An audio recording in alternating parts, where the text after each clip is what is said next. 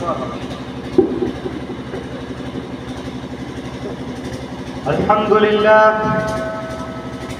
لله رب العالمين والصلاة والسلام على خاتم الأنبياء والمرسلين أما بعد فأعوذ بالله من الشيطان الرجيم بسم الله الرحمن الرحيم جاء الحق وزهق الباطل إن الباطل كان زهوقا صدق الله وصدق رسوله النبي الأمين الكريم. محترم سامعین ناظرین السلام علیکم ورحمۃ اللہ وبرکاتہ.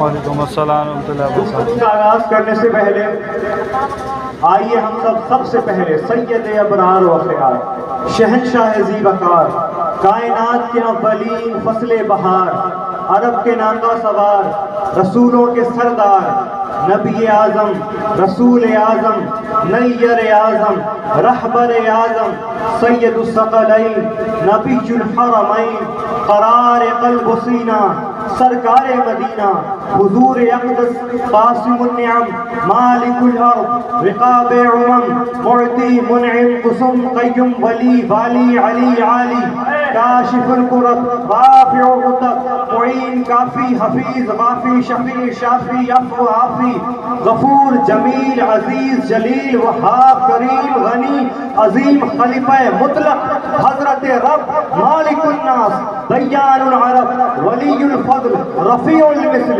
ممتنع الامثال، صلی اللہ تعالی علیہ وآلہ وسلم کی بارگاہ عالی میں اپنی محبت، اپنی عقیدت اور وفاداری کا ثبوت پیش کرتے ہوئے پڑھیں بآواز بلند اللہم صلی علی سیدنا شفیعنا حبیبنا کریمنا نبینا مولانا محمد بارک وسلم صلاۃ وسلام علیک یا سیدی یا حبیبی یا طبیب قلبی یا رسول اللہ صلی اللہ تعالی علیہ وآلہ وسلم. دلیل صبح روشن ہے ستاروں کی تنکتا بھی، افق سے آفتاب ابھرا گیا دورے گراں کا بھی. مسلمان کو مسلمان کر دیا طوفان مغرب نے، تلاطم ہائے دریا ہی سے ہے گوہر کی سیرابی. اور عثمانیوں پر کوئی غم ٹوٹا تو کیا غم ہے. دراصل غم تو بہت ہے، مگر اقبال کہتا ہے کہ اگر عثمانیوں پر کوئی غم ٹوٹا تو کیا غم ہے، کہ خون 100,000 انجم سے ہوتی ہے سر پیدا. اور سبق پھر پڑھ صداقت کا، عدالت کا، شجاعت کا، سبق پھر پڑھ صدیقی صداقت کا، فاروقی عدالت کا، عثمانی سخاوت کا، حیدری شجاعت کا. تو پھر لیا جائے گا تجھ سے کام دنیا کی امامت کا. اور تو نے پوچھی ہے امامت کی حقیقت مجھ سے، حق تجھے میری طرح صاحب اسرار کرے. ہے وہی تیرے زمانے کا امام برحق جو تجھے حاضر و موجود سے بیزار کرے. اور موت کی آئینے میں دکھا کر تجھے پہ دوست زندگی تیرے لیے اور بھی دشوار ہے. دے کے احساس زیاں تیرا لہو گرما دے، فقر کی سان چڑھا کر تجھے تلوار کرے. فتنہ ملت بیضا ہے امامت اس کی جو مسلمان کو سلاطین کا برسا. بے پناہ احسان ہے اس رب قدیر کا جس نے اپنے فضل و کرم سے ہم جیسے بدکاروں کو اپنے پیارے حبیب احمد مجتبیٰ محمد مصطفیٰ صلی اللہ تعالی علیہ وآلہ وسلم کی پیاری و پاک امت میں پیدا فرمایا. اللہ رب العزت ہمیں چاہتا کسی بھی مذہب میں پیدا کرتا، مگر اس نے ہمیں مسلمان بھیجا. تمام حمد و ثنا اسی کے لیے. مسلمان بھی اگر بھیجتا تو کسی بھی نبی کی امت میں بھیجتا. یعقوب علیہ السلام، یوسف علیہ السلام، یونس علیہ السلام، عیسیٰ علیہ السلام، موسیٰ علیہ السلام، آدم علیہ السلام سے لے کر عیسیٰ علیہ السلام تک جتنے بھی نبی آئے کسی کی امت میں بھیجتا ہم مسلمان ہی ہوتے. مگر اس نے ہم پر اتنا فضل فرمایا کہ اس نے ہمیں امام الانبیاء، خاتم الانبیاء، سید الانبیاء کی امت میں بھیجا. بے شک تمام حمد و ثنا ہے اسی کے لیے جس نے میرے اور آپ کے آقا و مولا صلی اللہ علیہ وآلہ وسلم کو حق کے ساتھ مبعوث فرمایا. جیسے ہمارے آقا و مولا صلی اللہ علیہ وآلہ وسلم تمام انبیاء کے سردار ہیں، اسی طرح حضور صلی اللہ علیہ وآلہ وسلم کی یہ امت بھی تمام امتوں کی سردار ہے، اور ہمارے نصیبیں تو دیکھیں کہ ہمیں نبی اکرم صلی اللہ علیہ وآلہ وسلم ملے اسوۃ حسنہ کے طور پر، بہترین رول ماڈل کے طور پر. اور یہی وجہ ہے کہ جب ہم اپنے اخلاق و آداب کو طریقۂ مصطفیٰ میں ڈھال لیتے ہیں تو اس تمام دنیا ہمارے قدموں میں آ جاتی ہے، ہماری مرید ہو جاتی ہے. 1935 کا واقعہ ہے کہ آپ نے شاید نام سنا ہو جارج برنرڈ شاء کا. یہ ایک آئرش فلاسفر گزرا ہے جس کے بارے میں کہا جاتا ہے کہ ایک ایسا شخص تھا کہ جس نے یورپینز کی ادب اور تمثیل اور اجتماعی اصلاح پر بڑا ہی گہرا اثر چھوڑا. یورپینز کا ماننا ہے کہ اس کے الفاظ میں کچھ ایسی طاقت و قوت ہوا کرتی تھی کہ جو انسان کو حالات کو محسوس کرنے اور اس کو تبدیل کرنے کی ہمت دیتی تھی. تو تمام یورپ اس جارج برنرڈ شاء سے متاثر تھا. آپ کو ہر ملک میں کچھ افراد ایسے مل جائیں گے جو اس کی اجتماعی اصلاح کی تحریر سے متاثر ملیں گے. تو تمام یورپ کو متاثر کرنے والا شخص، اب وہ شخص جس سے پورا یورپ متاثر ہے، وہ جس سے متاثر ہوا وہ کون ہے؟ جب تک تھا میرے ہاتھ میں میرے مصطفیٰ کا دامن، میرے پاؤں چومتی تھی یہی گردش زمانہ. جس سے تمام یورپ متاثر ہے، وہ جس سے متاثر ہوا وہ کوئی اور نہیں، امام اہل سنت کی بارگاہ میں ان کے قدموں میں بیٹھ کے پڑھنے والے، جس کو ہماری عوام بھی اور ہمارے خواص دونوں ہی بھلا چکے ہیں، اولاد صدیق اکبر مولانا عبدالعلیم صدیقی علیہ رحمۃ الرحمان ہیں، جن کو ہم سب بھول چکے ہیں. اور ہمارے بھولنے سے ہوتا کیا ہے؟ کیا اللہ رب العزت کے بندے بس ہم ہی ہیں؟ اگرچہ ہندوستان میں کو یاد نہ کیا جاتا ہو، مگر آج بھی یورپ میں، سنگاپور میں، کینیڈا میں اور درجنوں ممالک میں ان کو as an ambassador of peace اور ایمبیسڈر آف اسلام کہا جاتا ہے. لوگ ان کو یاد بھی کرتے ہیں، ان کا احسان بھی مناتے ہیں. اب ذرا غور کریے، یہ امام اہل سنت کی بارگاہ میں بیٹھنے والا، امام اہل سنت کا فیض یافتہ، جب حضور علیہ الصلوۃ والسلام کے اخلاق کا جامہ پہن کر، مسکراتا ہوا چہرہ لے کر جب پہنچتا ہے مومباسا کینیا کے اندر، اور پہنچنے کے بعد انہوں نے تقریر کی on the subject of the philosophy of peace کہ فلسفہ امن کیا ہے، امن کا فلسفہ کیا ہوتا ہے. اور وہ دور تھا بھی World War II کا. انہوں نے تقریر کی، رات گزری، اگلے دن ملاقات ہوئی اسی آئرش فلاسفر سے، جارج برنرڈ شاء سے. تو جارج برنرڈ شاء نے کہا کہ I regret that I was not able to attend your lecture last night. اس نے کہا کہ میں معذرت خواہ ہوں، مجھے افسوس ہے کہ میں کل رات آپ کی تقریر، آپ کا لیکچر نہ سن سکا. اس نے کہا کہ you spoke on the philosophy of peace, but for you as a Muslim, it would have been more appropriate if you have a lecture on the philosophy of war. اس نے کہا کہ میں نے سنا ہے کہ آپ نے فلسفہ امن پر تقریر کی ہے، مگر آپ تو مسلمان ہیں، کیا آپ پر یہ نہ سوٹ کرتا کہ آپ کے لیے یہ نہ بہتر ہوتا اگر آپ فلسفہ جنگ پر تقریر کرتے؟ اس نے کہا کہ اسلام doubtless has spread on the point of the sword. اس نے کہا کہ بے شک اسلام جو ہے وہ تلوار کی نوک پر پھیلا ہے. اب اس بات پر جواب کیا دیا؟ مولانا عبدالعزیز صدیقی علیہ رحمۃ اس کا سر پھوڑ دیا، ڈنڈے سے پٹائی کر دی اس کی؟ بالکل نہیں. یہ طریقہ مسلمانوں کے لیے بالکل بھی نہیں ہے کہ جب ہم پر کوئی اعتراض کرے، اعتراض بدتمیزی نہیں، بے ادبی نہیں، گستاخی نہیں، جب اعتراض کرے ہم اسے ہتھیار سے جواب نہیں دیں. اللہ نے ہمیں قرآن عطا کیا ہے اور قرآن ہمارے لیے کافی ہے.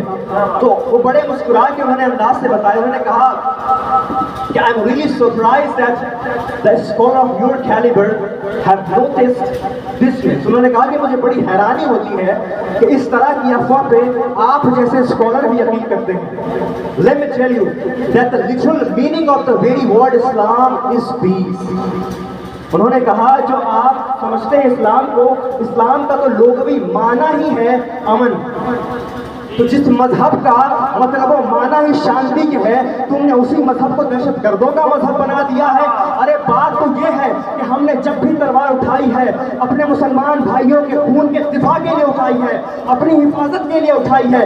ہم نے دشمنوں اور ظالموں کو ختم کرنے کے لیے اٹھائی ہے. حقانیت ثابت کرنے کے لیے ہمیں ہتھیار کی ضرورت نہیں، قرآن ہمارے پاس ہے.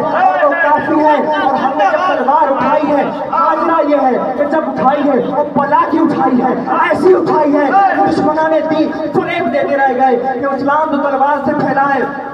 حقیقت تو یہ ہے کہ ہم نے جب بیان کیا قرآن ہمارے پاس، اللہ رب العزت کی کتاب ہمارے پاس، ہمیں تلوار اٹھانے کی وجہ کیا بنی؟ جب تم نے ہم پر حملہ کیا، ہمارے دشمن بنے، تو ہم نے یہ کیا اور ثابت کیا کہ ہو ہلکا یاراں تو پریشان کی نظم حق و باطل ہو تو فولاد ہے مومن، اور جس سے جگر لالا میں ٹھنڈک ہو وہ شبنم دریاؤں کے دل جس سے بہل جائے وہ طوفان۔ اللہ اکبر، یا رسول اللہ، زندہ باد،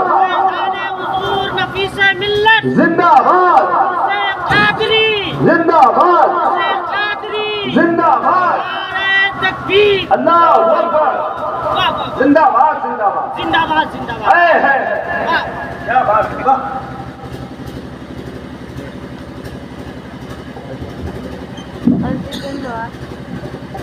دوسری پڑھی اللہم صلی علی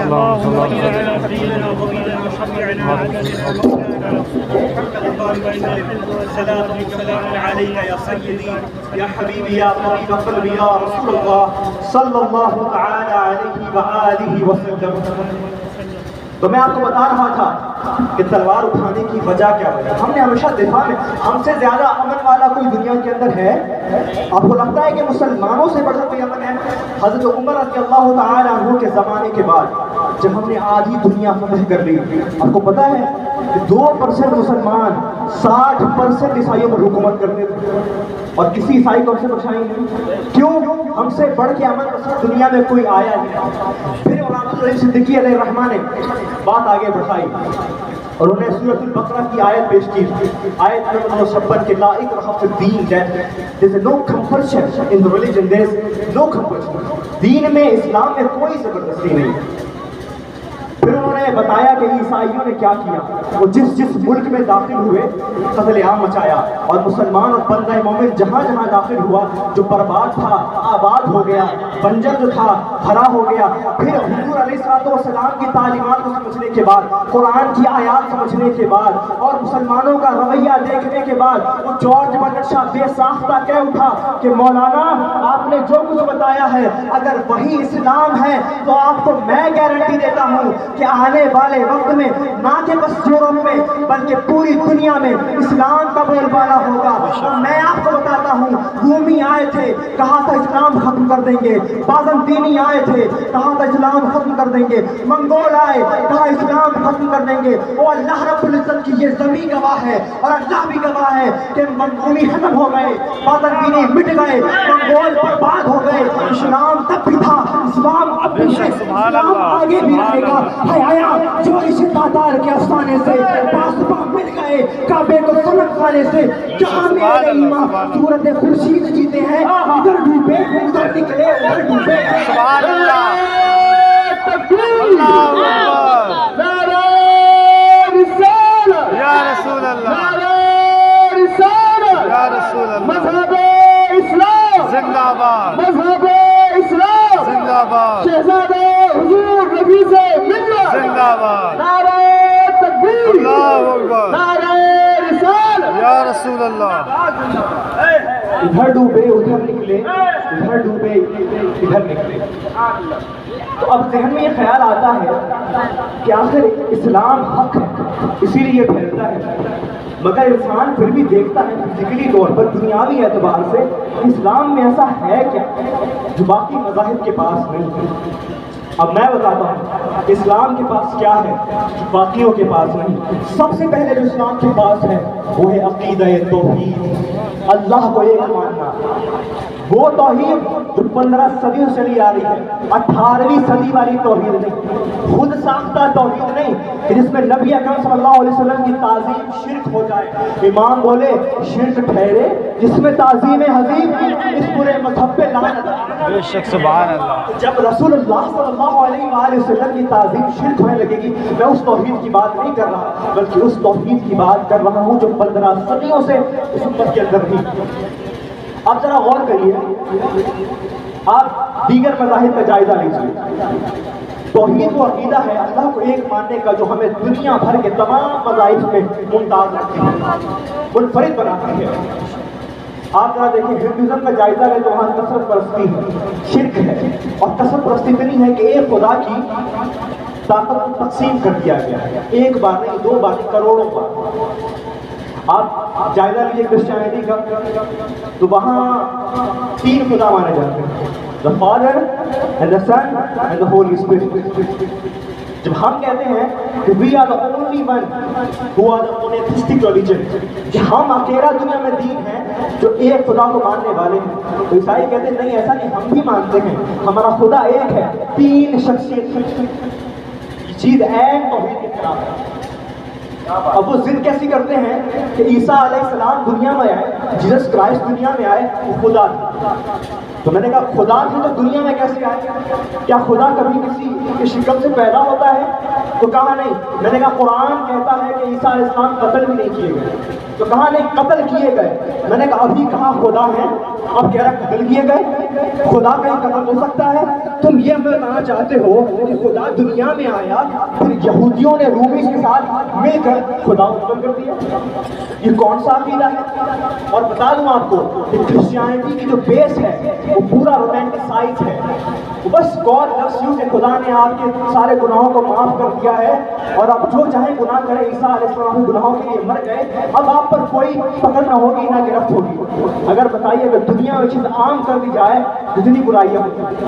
ارے ہمیں پتا ہے ہم مسلمان ہیں تو ہمارے اندر اچھائیاں ہیں، مسلمان نہ ہوتے دنیا کو اپنے قبضے میں رکھتے، مینیپولیٹ کرتے، جھوٹ بول کے کیا کیا لے لیتے۔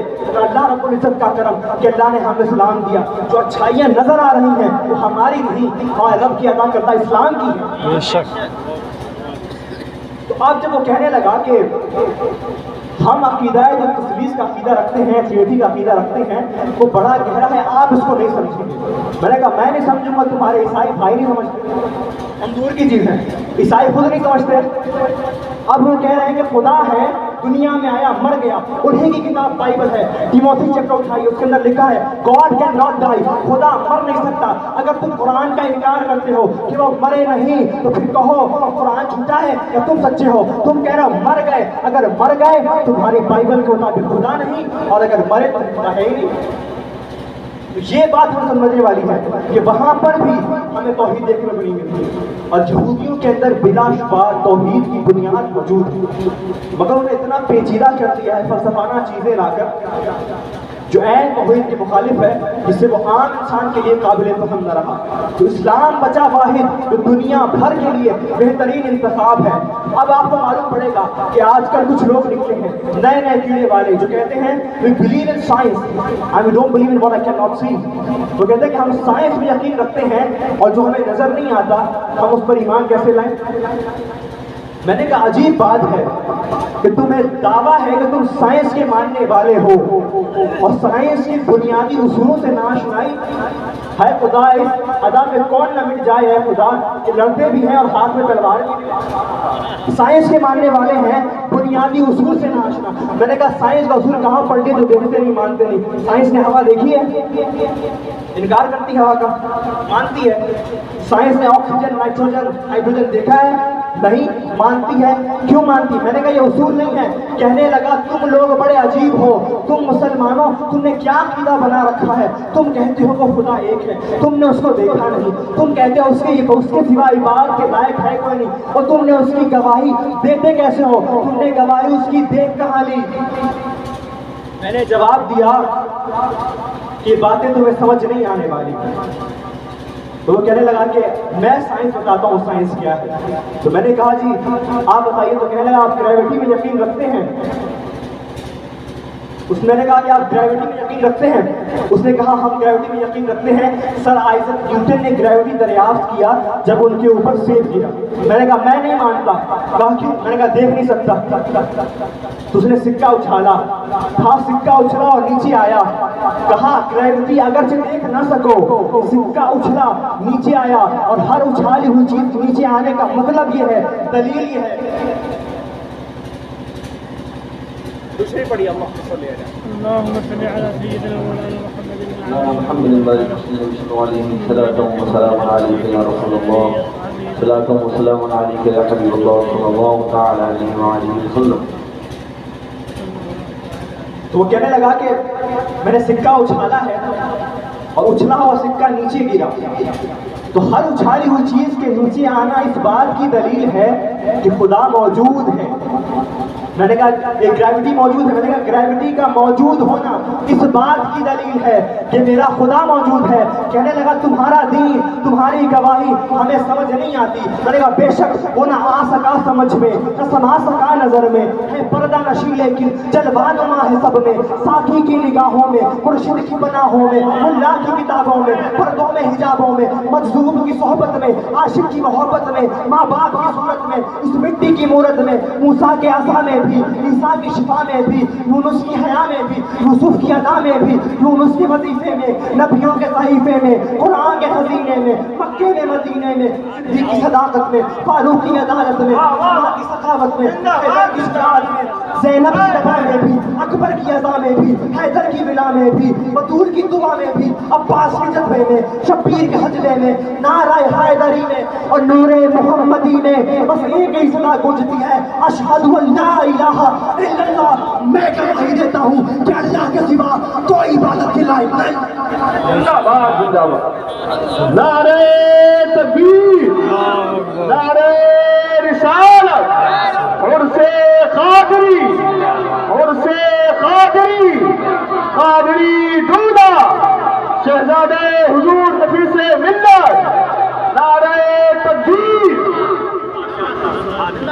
ہر چیز اس بات کی گواہی دیتی ہے کہ اللہ کے سوا کوئی عبادت کے لائق نہیں۔ اب یہ توحید ہمیں ملی ہے، الحمدللہ۔ توحید کے بعد جو چیز ہمیں توحید سمجھاتی ہے وہ کیا ہے، اس کو سمجھنے کے لیے صوفیہ کے در پہ آنا پڑتا ہے، درویشوں کے در پہ آنا پڑتا ہے۔ اللہ کی بارگاہ میں دعا ہے کہ اللہ میرے لباس کو نہیں، میری روح کو اپنا درویش بنائے۔ اللہ رب العزت کی بارگاہ اور اللہ کے ولیوں کی بارگاہ میں آنے سے کیا ملتا ہے؟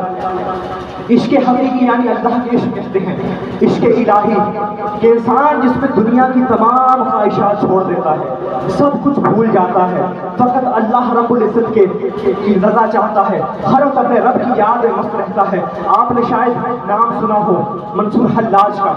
منصور حلاج علیہ رحمت الرحمن وہ عاشق الہی ہیں جنہوں نے اپنی ساری زندگی فقیری میں گزاری، اپنی ساری زندگی اپنے اللہ اپنے رب کی رضا حاصل کرتے رہے، مست حالت میں رہے، جامع معرفت پیتے رہے، مستی میں زندگی گزار دی، اور انہوں نے پھر اتار دیا عن الحق، اور اس دور کے مفتیوں نے حکمرانوں نے صرف کفر سمجھا، انہیں گرفتار کر لیا، انہیں پکڑا، بڑی اذیتیں دی، پھر بالآخر سزائے موت دے دی گئی۔ لوگوں نے کہا کہ منصور حلاج کی جو موت کی وجہ بنی ہے وہ قول تھا عن الحق، مگر آپ کے اور میرے امام نے اگلی بات کی۔ امام ایسا فرماتے ہیں کہ منصور حلاج نے عن الحق کہا ہی نہیں تھا۔ منصور حلاج نے جو کہا تھا وہ کہا تھا انا الحق بی، انا الحق بی۔ کہا گیا کہ انہوں نے جب جام معرفت پی لیا، جب اللہ کی معرفت والے جام کو مست ہو گئے تو ندا دینے والے نے ندا دی کہ کون ہے جو اللہ کی راہ میں اپنی جان دے گا۔ منصور حلاج کہتے ہیں انا الحق بی، اور میں اس کا زیادہ حقدار ہوں۔ پھر وہ سوری پر چڑھ گیا اللہ کی معرفت میں مست ہو کر۔ اسی لیے تو کہتے ہیں کہ کسی کو ہلاکت دے گے جفا یا شہید ناز کرے، تیرا کرم ہے جسے جیسے سرفراز کرے، نگاہ یار جسے آشنائے راز کرے، وہ اپنی خوبی نسبت پہ کیوں نہ ناز کرے۔ اور میں چاہتا ہوں آج نیا اہتمام ہو، یاسین کی میں ہو، طہا کا جان ہو، ہر رند کے لبوں پہ خدا کا کلام ہو۔ اور غرور زہد نے سکھلا دیا ہے زاہد کو کہ بندگان خدا پہ دراز کرے۔ اور سمجھنے والوں خدا نے علم دیا ہے تو نظر بھی مانگ، محض علم تو حقیقت کو بھی مجاز کرے۔ اور ساگر اٹھا کے چھائی گھٹا جھوم جھوم کر، آئی ہوا نجف کے دریچوں کو چوم کر، ساقی ہری میں دل میں منور نجوم کر، اور رندوں کو واقف فطر باب علوم کر۔ اور وہ میں پلا جس میں محبت کی بو ملے، وہ میں کہ جس کے نشے میں حسن امامت کی بو ملے، وہ میں کہ جس میں صبح ازل کا سرور ہو، وہ میں جس میں آل محمد کا نور ہو۔ اور سنا سنا وہ حوصلہ دیا مجھے حب امام نے، پیتا ہوں جام حیدر دنیا کے سامنے۔ زندہ باد، نعرہ تکبیر، نعرہ رسالت، نعرہ رسالت، جشن میلاد مصطفیٰ۔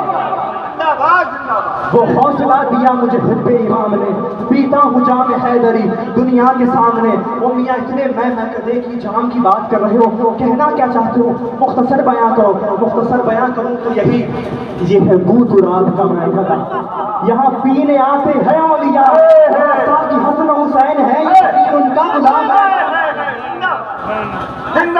ساقی حسن حسین ہے فقیر ان کا غلام ہے۔ یہ ہمارے پاس ہے۔ ہمیں کیا ملا؟ ہمیں توحید ملی، ہمیں جامع معرفت ملا۔ اب توحید اور جامع معرفت کے ذکر کے بعد اب تقاضا ہے میرے ایمان کا کہ تذکرہ کروں ایمان کی جان کا۔ خدا کا ذکر کریں، ذکر مصطفیٰ نہ کریں، ہمارے منہ میں ایسی خدا نہ کرے، ہمارے منہ میں ایسی زبان خدا نہ کرے۔ توحید کی بات کرتے ہوں میں سناتا ہوں کہ ہو نہ وہ پھول پھر بلبل کا ترنم بھی نہ ہو، چمن دہر میں کلیوں کا تبسم بھی نہ ہو، یہ نہ ساقی ہو تو پھر میں بھی نہ ہو، خود بھی نہ ہو، لیکن توحید بھی دنیا میں نہ ہو، تم بھی نہ ہو۔ توحید سمجھنی ہے، آؤ ذرا مصطفیٰ بنا عشق مصطفیٰ کی توحید سمجھ آنے والی نہیں۔ یہودی ہے خدا کو مانتے ہیں نا، مسلمان ہیں، جنت جائیں گے نہیں، کیوں؟ مصطفیٰ جان رحمت کے قدموں میں نہیں آئے۔ مصطفیٰ جان رحمت کے قدموں میں آنا شرط ہے۔ جب جہاں سے درس لو گے تم توحید کا، تب تمہیں سمجھ آئے گا۔ ہمیں غم تو سنا ہے کہ ابن عبد الوہاب نجدی کی کتاب التوحید میں کیا لکھا، ہم نے اپنی غم خوب بتایا، اور ہمارے امام ماوردی کی کتاب التوحید میں کیا لکھا ہم نہ بتا سکے۔ یا حکیم ہمیں حکمت عطا کر، یا حکیم ہمیں حکمت عطا کر، یا حکیم ہمیں حکمت عطا کر۔ آپ ذرا غور کریے کہ نبی علیہ الصلوۃ والسلام میرے آقا صلی اللہ علیہ وسلم کی ذات مبارکہ کیا ہے، اس طرف بھی آئیں گے جس طرف ہم زبردستی تو آنا چاہتے نہیں، ہم چاہتے نہیں کہ گستاخی کرے۔ جب ہم زبان کھولیں گے تو پھر کسی کی عظمت سلامت نہیں رہتی، لیکن اس سے پہلے آتے ہیں کہ میرے آقا و مولا صلی اللہ علیہ وسلم کیا تھے، میرے آقا و مولا صلی اللہ علیہ وسلم کا حسن مبارک کیسا تھا۔ میرے آقا علیہ السلام کی ناک مبارک سیدھی، میرے آقا مولا صلی اللہ علیہ وسلم کی آنکھ کی سیاہی کتنی، میرے آقا مولا کی داڑھی مبارک گھنی، میرے آقا مولا کی پنکھیں لمبی دراز تھی، میرے آقا مولا کا حسن ایسا تھا کہ ہر دیکھنے والا میرے آقا مولا کے حسن میں کھو جاتا، یہاں تک کہ دشمن بھی ہو، چڑھتا بھی ہو، حضور کے حسن کا انکار نہ کر پاتا۔ کیا ہوا تھا جب حضرت عمر رضی اللہ تعالیٰ عنہ تلوار لے کے نکلے، کہا 39 مسلمان ہو گئے، میں عمر 40واں نہیں ہونے دوں گا، 40واں نہیں ہونے دوں گا، 40واں نہیں ہونے دوں گا۔ بارگاہ مصطفیٰ میں آیا، رخ مصطفیٰ کو دیکھا، خود 40ویں ہو گئے، اور میرے آقا مولا صلی اللہ تعالیٰ علیہ وسلم کو دیکھنے والا بے ساختہ کہتا ہے، اے جوان من جانان من برمن نگر سلطان من یک شخص یا مہمان من از منچر رنجیدائی من عاشق دیوانام اندر جہاں افسانام تو شمع من پروانام از منچر رنجیدائی جو ماہد ارض و سما تابادوئی تابادوئی تو رشک ملک نور خدا انسان ہوئی عاشق ہوئے سب محلق سب بات کیا سب بات کیا سب اولیاء سب انبیاء مدعا ہوا خود ہی خدا۔ کیا چہرہ ایک جو حسن سے معمور ہے، کیا گردن پر نور ہے، رش کے قدے حور ہے، کیا فہم کیا ادراک ہے، نوری تیرا پوشاک ہے، تن پاک ہے من پاک ہے، کیسا شاہ لولاک ہے، آفات رہا کر دیدام میرے بدان پرزیدام بسیار ہوں دیدام لیکن تجھی دیتی گئی۔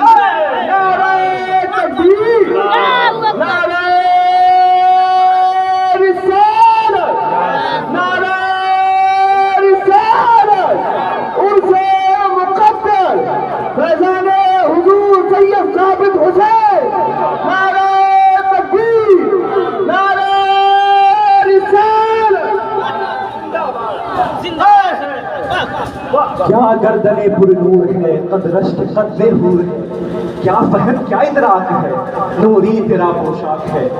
یہ تھا، میں نے کچھ بیان نہیں کیا، کچھ وقت میں بتایا، لیکن آپ کو سمجھ آیا کیوں؟ ایمان موجود، جس کے پاس ایمان نہ ہوگا وہ ڈھونڈے گا، کچھ ملتا ہے شرک، کچھ بدعت، شرک میں ملتا ہے، آ جاؤ میں قرآن پڑھاتا ہوں، آ جاؤ میں حدیث دکھاتا ہوں کہ صحابہ نے آقا و مولا کا ادب کیا کیسے ہے۔ عروہ بن مسعود جب میرے آقا و مولا کی بارگاہ میں آئے، جب واپس گئے، کہا میں نے کیسر و کسرا دیکھے، مگر جو عالم محمد مصطفیٰ صلی اللہ علیہ وسلم کے دربار کا ہے وہ تو کہیں نہ دیکھا۔ کہا کیا دیکھا؟ کہا میں نے یہ دیکھا کہ جب محمد مصطفیٰ صلی اللہ علیہ وسلم وضو کرتے ہیں، جب پانی ٹپکتا ہے تو پانی نیچے نہیں جاتا، ان کے اصحاب آپس میں الجھ پڑتے ہیں کہ میں لوں گا میں لوں گا۔